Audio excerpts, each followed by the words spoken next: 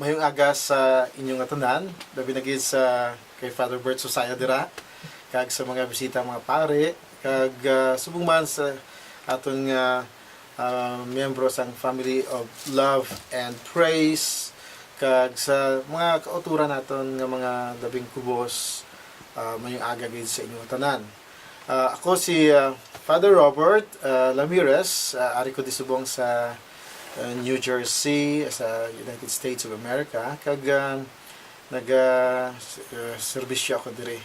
Kag sang una naging seminarista ako dira sa Haro, kag nakabisita man ako sa inyo dira sa Tansa, kag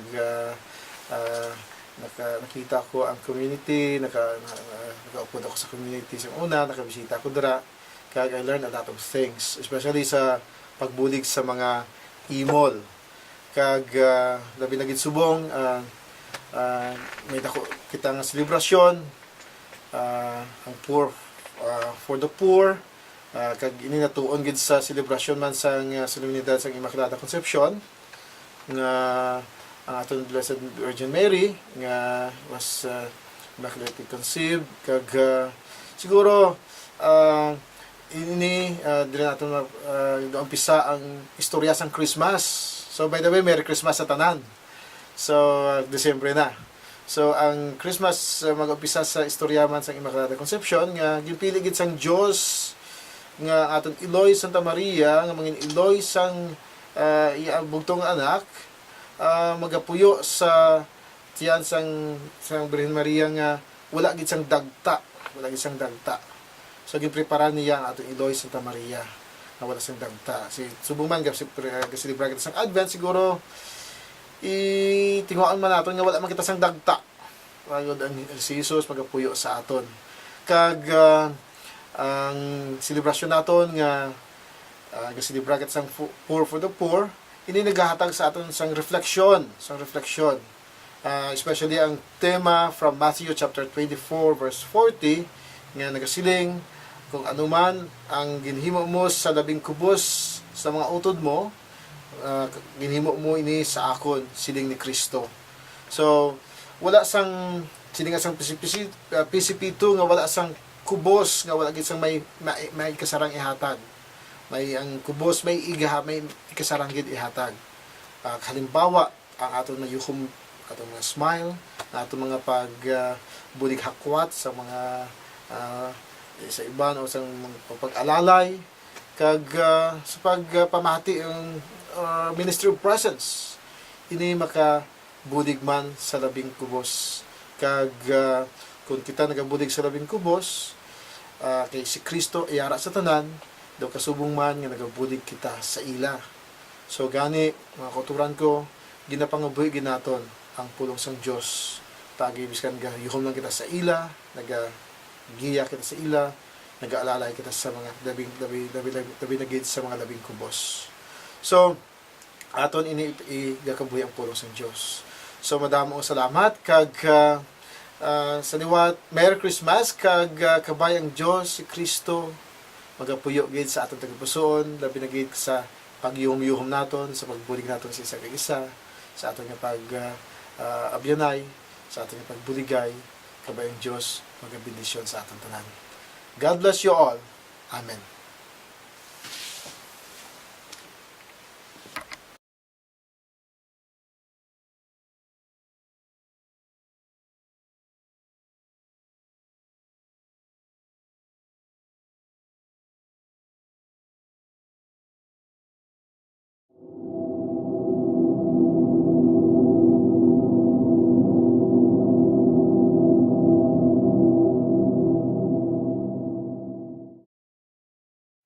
Hi, good evening. It's Insight Show again.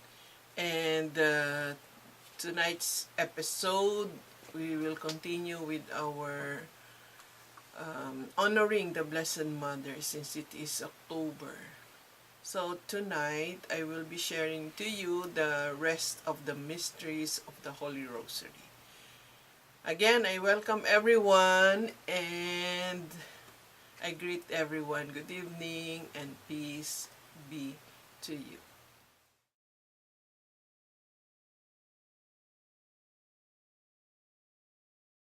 luminous mystery or the mysteries where Jesus is on public ministry. Kung natandaan natin si John, nauna siya sa 6 months kag dugin prepare niya ang way para kay Jesus. So to begin the first luminous mystery, nagapang-baptize na si John, no? Pero nagahambal si John nga, I will baptize you with water, but someone bigger than me will come and will baptize you with the Holy Spirit. So, sang nagalabay si Jesus, ginhambal ni John, Behold, the Lamb of God. Hambal niya. So, naglantaw sila tanan kay Jesus, He will take away the sins of the world.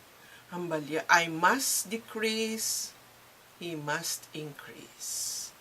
So, pagpalapit ni Jesus, ginbaptize niya. Nagpabaptize gidya si Jesus. So, sang ginbaptize si Jesus, do may dove nga nag-appear sa babaw kag may voice nga napatian. This is my beloved Son in whom I am pleased. That's the first luminous mystery, which is also a mystery. Kay ti nag-appear ang dove, ang inabalang daw symbol siya sa Holy Spirit. And after that, ang mga disciples ni John, as told in the stories behind the gospel, nag-upod na kay Jesus, kay gintudlo niya na nga, Behold, the Lamb of God. So, sunod na sila kay Jesus. Kagsang nagasunod-sunod na sila, Jesus started to have followers. Tinagsiling si John nga, I must decrease, he must increase. So, the next days, si Jesus naman, nagasunod siya ang mga disciples niya, nagambal silang anong ginapangita nyo, hambal ni Jesus sa ila. Ambal nila, Rabbi, which means teacher, where are you staying? Though, siya balya, come and see. Ang manang sabat ni Jesus. So, they followed. That includes Philip, and imagine naman naton, hindi bala hambal ko sa inyo, nga kinanglan, parang may meaning aton nga rosary, i-meditate naton, kag i-memorize as much as possible. So, on the third day, gin-invite sila sa Cana, kay may wedding. And the mother of Jesus was there, si Mary. Kag, syempre, while nga nag-celebrate sila, nagkakaon-kaon sila, na balaan ni Mary, nga na-run short sila sang wine. So, inabala niya si Jesus nga, anak, wala na silang wine. Ti ambal ni Jesus, ti ano na iya ako na abi sa inyo, ano, what is that to me? So, dara naman naghambal si Mary sa mga servants, do whatever he tells you. Kag si Jesus, nagsugo siya nga sudlan ang mga empty jars ng water, kag ang water nagiging wine. That's the second mystery of the luminous. Kag sang mahimo nga wine, nagambal ang ilang do gamanage ang celebration. Wala ay kanamit man isang wine nyo, iba niya kung magbutang sila sa wine at sa una lang dayon sa uliya wine na niya. Pe hindi na yan namit. Pero nga kanamit gini up to the last, no? Sinya ng kanamit sang taste sang wine amo na, no? And of course, wala sila kabalo nga there was a miracle. And only Mary and his disciples and the servants knew. So, amuto kuno ang first nga miracle nga ginimo ni Jesus. And it was also the sign for him to start his public ministry. By the time si John na priso na niya, kaya ginahingabot na siya ni Herodias, kaya hindi bala ginahambal niya to yung sala, ginaiyan na inyo na himo sa kay Herod nga na. So, there was a time nga may party ka, ginpautod ni Herodias ang iya nga ulo through her daughter nga nagsawsaw. Anyway, it was Jesus' time to start his ministry. So, dito na, syempre, naumpisa na siya, nag-proclaim na siya. Si John niya, ang nagahambal nga, repent from your sins. Daw ka-prepare siya sa way ni Jesus. When it was time for Jesus, tiambal niya, repent na. And he started teaching and proclaiming the kingdom of heaven is at hand. Kagaupod na ang iyang mga disciples sa iya. So, again, that's the third luminous mystery, which is the proclamation of the kingdom.